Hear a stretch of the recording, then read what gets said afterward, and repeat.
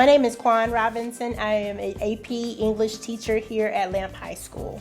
I first heard about Alabama Extension through some media information that I saw on Facebook or Instagram, and I just wonder what exactly happened or what do they do. But Cynthia White, who's a regional agent with Alabama Extension, explained to me, and she told me that it was more than just financial aid, it was more than just information. It is something that will help all facets of our society. As a teacher that teaches seniors, I find it an honor and a privilege to be able to prepare them for what happens after high school. And sometimes that requires doing something beyond my subject. I teach English, but I also teach students. And Alabama FAST actually provides a lot of information to help them be successful beyond the high school doors, so to speak.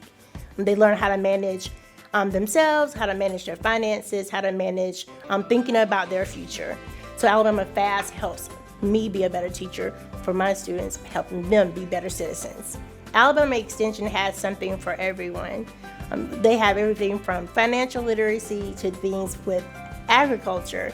So there's some ways that anyone can plug in and learn more about what it is that they need to do to be successful in anything.